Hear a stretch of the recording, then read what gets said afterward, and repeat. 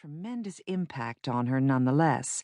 She was a child who loved to escape into her books, and now French history had become not just reading to her, but a source of personal identity, a guarantee of her own specialness and superiority, consolation for the indignities of a daily life where money was not always as plentiful and one's parents' behavior not always as spotless as one might wish. When the Vichy regime signed an armistice with Hitler in 1940, de Gaulle, speaking on BBC radio from the sanctuary of London, had urged his countrymen to resist. The broadcast provoked Pétain, the idol of de Gaulle's youth, to charge de Gaulle with treason and threaten him with death. Impressed by de Gaulle's staunch refusal to accept defeat, little Jacqueline Bouvier seized on him as her hero. For 5 years, she avidly followed him in newspaper accounts. She named her poodle Golly in his honor.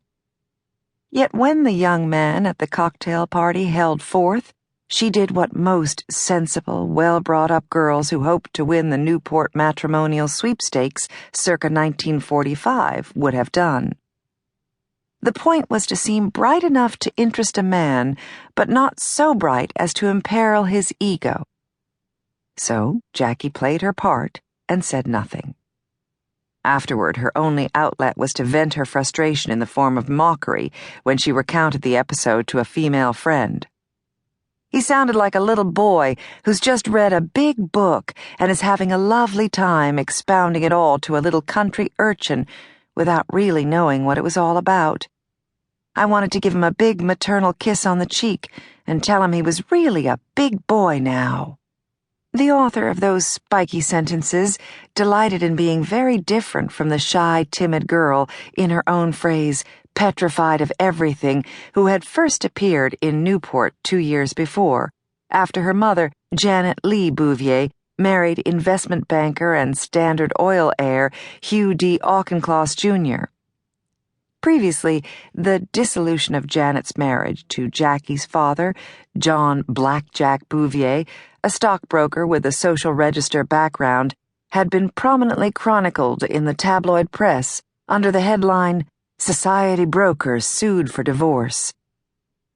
Accompanying the article, which documented a pattern of infidelity on Mr. Bouvier's part, had been a photograph of a small-boned Janet and her daughters, Jackie and little Lee.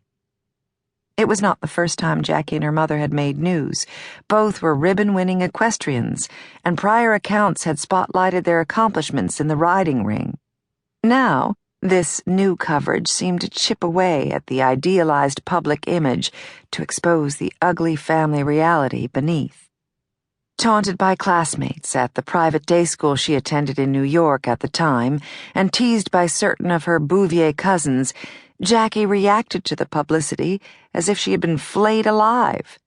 In the aftermath of the ordeal, she became secretive, withdrawn, willfully impossible to read or know. The summer of 1945 was important to her for a number of reasons, not least her newfound popularity among the boys at Newport. It was certainly not that Jackie, who had oddly broad features, a splash of freckles across her nose and under both eyes, and disproportionately large hands and feet, was prettier than her female contemporaries, only that in a world where most of the young people had known one another all their lives, she suggested a flavor the boys had not tasted before. On her return to boarding school, Miss Porter's in Farmington, Connecticut, 2 of those boys wrote repeatedly to her from Harvard. Jackie judged that her replies had better be devastatingly witty. She also calculated that since her correspondents knew each other well and belonged to the same college social club, the Owl, it was necessary to compose entirely different letters to each. This required a good deal of labor on her part. Half in earnest and half in jest, she was soon bemoaning the agony she had to endure, drafting separate missives to 19-year-old John Sterling and 20-year-old R. Beverly Corbin, Jr. Despite her laments, both boys struck her as tremendously appealing.